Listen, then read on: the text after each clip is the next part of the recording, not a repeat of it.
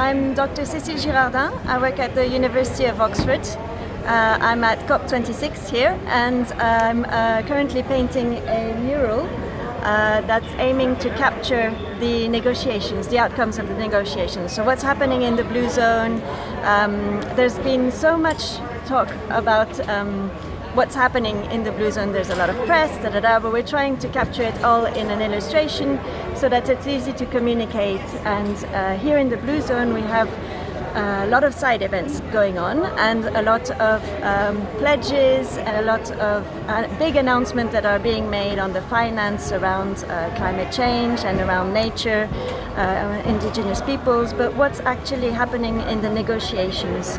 So here today, or this week, over the next 2 weeks, these 2 weeks, the negotiators are negotiating the Paris Agreement rulebook, and that's what's important here at the moment, is how do we set the mechanisms to enable countries to raise their ambitions. So things like having a common time frame to report their progress over the years, so that the global stocktake happens in a similar time frame, so that all the countries can work together to increase their ambitions. Things like paying for loss and damage, and many other negotiations around Article 6, the modalities of the emissions trading scheme, or the countries collaborating to achieve their targets. All this is happening at COP, and that's what we're trying to capture in the mural. What are you going to do with the finished art piece? Well, the finished art piece is hopefully going to go to the COP26 fringe event. So it's then taken outside, and it's a way to communicate what was going on in COP26, to make it a bit clearer for people who are out there protesting and saying we need more to happen. Yes, we do need more to happen, but we also need to understand what's going on inside and how much is going on inside. And negotiators are negotiating day and night until 3 a.m., 4 a.m. to make sure these things are progressing, and it's a very laborious process. 196 parties who are together trying to come to an agreement. Are you feeling optimistic about the things that will be achieved the other side of COP26? I'm feeling like the process is moving along. It's difficult to say optimistic because we don't know yet what the outcomes are, but I'm feeling there has been a lot of enthusiasm. There have been a lot of pledges, a lot of money being promised.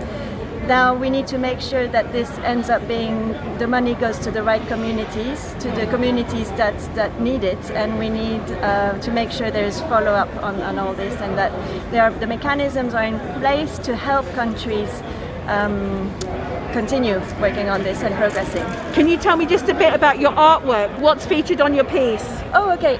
So we have the negotiations at the center with the target, and the center will say keep 1.5 alive, which is the motto of COP26. And around there we have agricultural practices, supply chains, cacao, coffee, palm oil, cotton, sustainable agriculture. We have the negotiators at the bottom of the mural here, who are all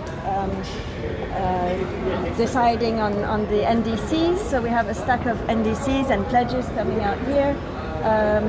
All the details of the Paris Agreement rulebook that will be featured in the center, and nature.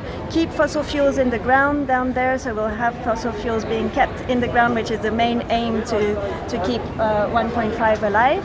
We also have negative emissions technologies, including nature-based solutions, as well as carbon capture and storage, and clean technologies up there, and the financing, the flow of finance going to the communities who need it. Thank you very, very much indeed. Have a great COP26. Thank you. Thank you. Thanks.